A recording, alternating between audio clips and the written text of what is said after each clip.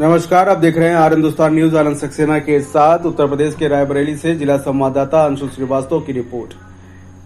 रायबरेली अपने भाषणों से दलित, वंचित, शोषित की आवाज उठाने वाले व अपनी भाषा शैली से अक्सर विवादों में रहने वाली अपनी जनता पार्टी के राष्ट्रीय अध्यक्ष व पूर्व कैबिनेट मंत्री स्वामी प्रसाद मौर्य व उनके परिवार की दबंगई सामने रजिस्टर्ड एग्रीमेंट होने के बाद भी रेस्टोरेंट संचालक के रेस्टोरेंट में ताला डाला।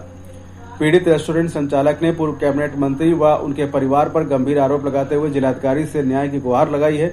मामला ऊंचाहार कोतवाली क्षेत्र के अंतर्गत लखनऊ प्रयागराज मार्ग पर सवैया तिराहे के पास स्थित बटी रेस्टोरेंट का है, जहां राधा गुप्ता पत्नी स्वर्गीय बालचंद गुप्ता ने पूर्व कैबिनेट मंत्री स्वामी प्रसाद मौर्य की पत्नी शिवा मौर्य से 2019 में 1800 वर्ग मीटर जमीन का रेस्टोरेंट खोलने के लिए 65,000 रुपए प्रति माह किराए पर 11 साल के लिए रजिस्टर्ड एग्रीमेंट कराया था और लगभग 1 करोड़ रुपए से अधिक का निवेश करके भट्टी रेस्टोरेंट का संचालन शुरू किया गया।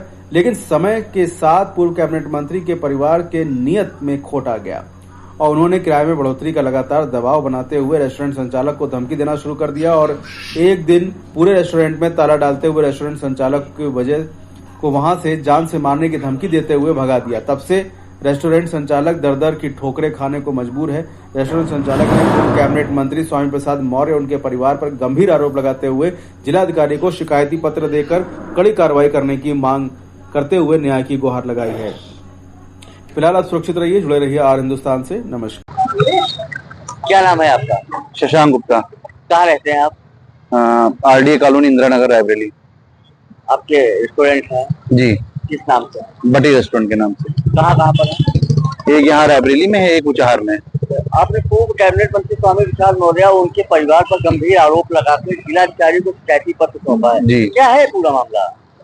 जी, हमारा 2019 में उनकी मंत्री स्वामी प्रसाद मौर्य जी की वाइफ के शिवा मौर्य के साथ 11 साल का रजिस्टर्ड एग्रीमेंट हुआ था, जिसका किराया 65,000 रुपए प्रति माह तय हुआ था। तो उस पे हमारा एग्रीमेंट चल रहा था। उसके बाद वो कई तरीके से प्रताड़ित करते रहते।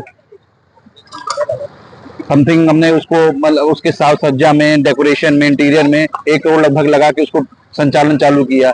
फिर उसके बाद धीरे धीरे चीजें मतलब विपरीत जाने लगी। बीच में कोविड पड़ा, कोविड में भी जितना कोविड का किराया था सब हमने उनको दिया।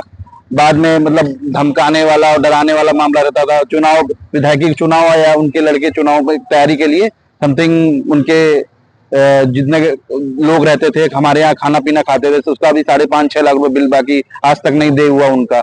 और पैसा मांगने पे ना किराए पे कटाया गया और धमकाते अलग से कि पैसा लेना है तो होटल खाली कर दो। उसके बाद मतलब हमारा रजिस्टर्ड एग्रीमेंट में हर 2 साल में किराया वृद्धि का था 5%, लेकिन वो हर साल बढ़ाया करते थे। फिर अचानक इधर 2025 मार्च में उन्होंने कहा कि ऐसा करिए, आप अपना होटल खाली कर दीजिए, हम आपको नहीं देना है, सामान यहीं छोड़ के आप लोग चले जाइए। हमने कहा भाई जब हमारा रजिस्टर्ड एग्रीमेंट क्यों खाली कर दें? तो उन्होंने जबरदस्ती 2 अप्रैल को अपने आदमियों के साथ, दिलीप मौर्य और कई उनके आदमियों के साथ आके हमारे कर्मचारियों को बाहर निकाल दिया, गाली गलौज किया और जबरदस्ती ताला मार दिया। अभी भी हमारा उसमें समथिंग 60-65 लाख का सामान फंसा हुआ है, जो कि वो धीरे धीरे गायब कर रहे हैं।